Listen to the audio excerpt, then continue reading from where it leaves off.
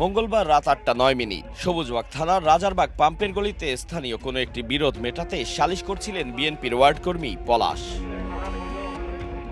CCTV ফুটেজে দেখা যায় এর মিনিট দুয়েকের মধ্যেই ধারালো অস্ত্র নিয়ে কয়েকজন যুবক এসে চড়াও হয় পলাশের উপর। প্রাণ বাঁচাতে উল্টো দিকে দৌড় দেয় পলাশ, পেছনে দৌড়াতে থাকে হামলাকারীরাও।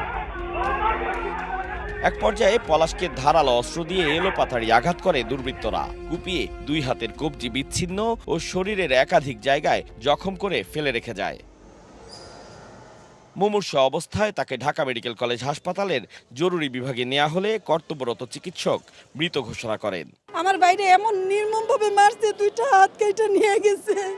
পরিবারের দাবি, পূর্ব শত্রুতার জেরেই পরিকল্পিতভাবে এই হত্যাকাণ্ড ঘটানো হয়েছে। ঘটনার সঙ্গে জড়িতদের দ্রুত গ্রেফতার করে দৃষ্টান্তমূলক শাস্তির দাবি তাদের।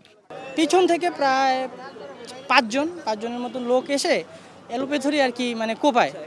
ও বিএমপি করতো, ওর অনেক শত্রু ছিল। এলাকা ভিত্তিক কারণে তো অনেক রেশারেশি থাকে ভাইয়া, সেটা তো আসলে সবকিছু তো আর বাসায় এসে বলে না। আজকে কি কেউ ওরে ফোন দিয়ে নেওয়ায় মারছে না কি করাইছে নাকি হচ্ছে আগের কোনো পূর্ব শত্রুতামি ছিল, কারা মারছে আসলে এইটা তো আমরা জানি না। জড়িতদের শনাক্ত ও গ্রেফতারে কাজ চলছে বলে জানিয়েছে পুলিশ। কিছু তথ্য আমাদের কাছে আছে, তদন্তের স্বার্থে এই মুহূর্তে নাম বলছি না। আমরা আশা করছি যে খুব শীঘ্রই যারা যারা এই ঘটনায় জড়িত আছে তাদেরকে গ্রেপ্তার করতে পারবো।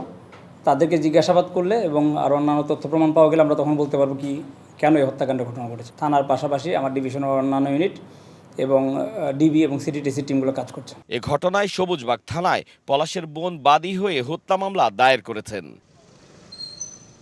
আতাউর কাউসার, সময় সংবাদ, ঢাকা।